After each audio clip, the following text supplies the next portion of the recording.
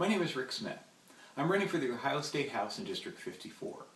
That includes Deerfield Township, Mason, Turtle Creek Township, Lebanon, and part of Middletown. I believe I should be your state representative because I have the intellectual and emotional intelligence to do this job well.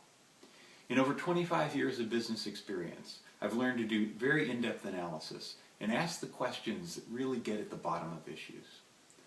I'm also very open-minded. I am more than willing to work with the other side to find compromise and common ground. Respect, reason, and fairness are principles that I live by.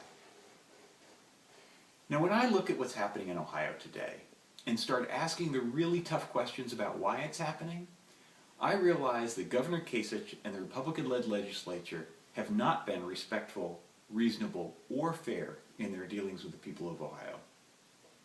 Now, I believe it was Mark Twain who once said that there are lies, damn lies, and statistics.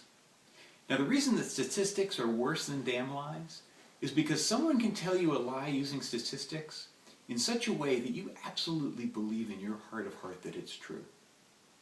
But there's actually a fourth type of lie, one that is so terrible no one mentions it by name. If you're a Harry Potter fan, it's the Voldemort of lies.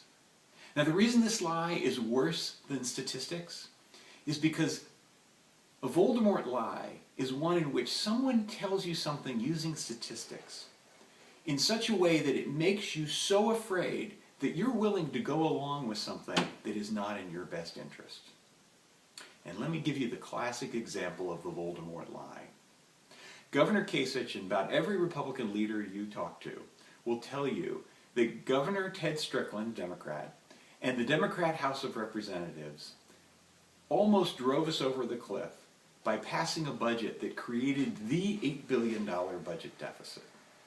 Now, how do I know that this is a Voldemort lie? First of all, that budget was also passed by the Republican-led Senate. They were equal partners in this. Second, that budget, which was the last 2 years of the Strickland administration, was balanced. It had to be according to state law. And actually, that budget delivered back to the state a very large surplus. There never was an $8 billion budget deficit. That figure was an estimate over 2 years when John Kasich first came into office. By the time the budget was actually being crafted, that number had fallen to $6 billion.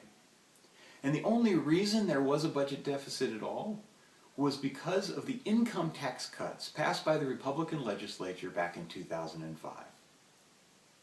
Now, $6 billion is no small potatoes, and cuts had to be made.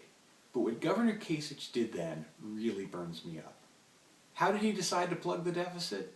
He decided to cut taxes even more, which meant that he had to make absolutely devastating cuts to school funding and local community funding.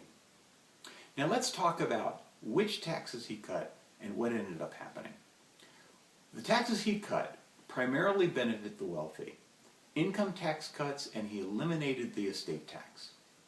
But what he ended up doing was actually shifting that tax burden from the wealthy to the poor and the middle class.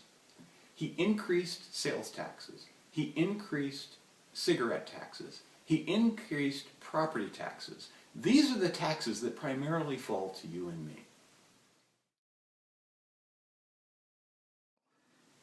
Local governments responded by either cutting back on services and or raising your taxes. Mason raised its income tax. Mason schools laid off 160 people, including over 50 teachers and nearly 50 teacher aides. Lebanon schools both laid off people and raised more tax money through 2 emergency levies. Turtle Creek Township is struggling to find money to pave its roads. Middletown laid off 11 firefighters. The only reason the firefighters in Deerfield Township are still employed is because they passed another fire property tax levy. So unless you're among the wealthiest of Ohioans, John Kasich and the Republican legislature have both raised your taxes and cut back on the services that you need the most. If you're in the top 1%, you're actually paying $20,000 a year less than you were in 2005 when all this started. If you're in the bottom 60%, earning about $54,000 or less, you're actually paying more in taxes. Today, the less money you earn, the more you pay as a percentage of your income in state and local taxes. This is a regressive system, it's not fair, and it's not the Ohio that I want to live in. All this was done in the name of job growth. Classic trickle-down economics. Well, it didn't work. It never works. If we look back to 2005, when this trickle-down tax policy started, Ohio has lagged the nation in job growth. The nation as a whole have increased jobs by about 4%, yet Ohio has actually lost 2% of its jobs. And if you look in the last year, the figures are even worse.